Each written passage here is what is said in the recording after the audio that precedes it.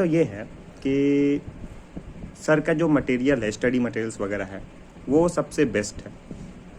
और भी हैं, पाथफाइंडर है, अरिहंत है, कई सारे हैं, लेकिन सर का जो स्टडी मटेरियल है वो इतना सबसे सटीक है कि उसमें बनाते हम लोगों को क्या होता है कि जो सर के शॉर्ट ट्रिक्स होते हैं, फॉर्मूलाज होते हैं, वो सब याद हो जाते हैं। पहली बात तो ये है। दूसरा हुआ कि सर वही चीज़ पढ़ाते हैं जो एग्ज़ाम में आता है, या फिर इसको और अच्छे से कह सकते हैं कि जो एग्ज़ाम में आता है सर वही पढ़ाते हैं, या सर का ही पढ़ाया हुआ एग्ज़ाम में आता है। तो 9th क्लास और 10th क्लास में भी स्टैटिस्टिक्स हम लोग पढ़ते हैं। मैं अपनी बात कर रहा हूँ, 9th क्लास और 10th क्लास में भी हम लोग स्टैटिस्टिक्स पढ़ते हैं। मैं स्टैटिस्टिक्स कभी ज़िंदगी में नहीं पढ़ा, क्योंकि मुझको वो सब टॉपिक सबसे ज़्यादा बोरिंग लगता था। क्या एल है, n/2 है, कम्युलेटिव फ्रीक्वेंसी, सब मेरे दिमाग से पार जाता था।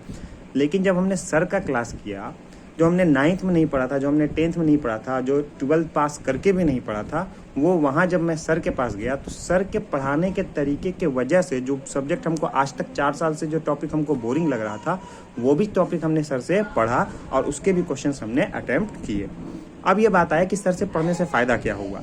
सर से पढ़ने से सीधा फ़ायदा ये हुआ कि जो मैं 40 के अराउंड क्वेश्चंस कर पा रहा था, सर से पढ़ने के बाद मैंने 75 क्वेश्चंस अराउंड अटेम्प्ट किए, जिसमें सिर्फ एक क्वेश्चंस मेरा क्या हो गया, गलत हो गया। बाकी के सारे क्वेश्चंस क्या थे, सही थे।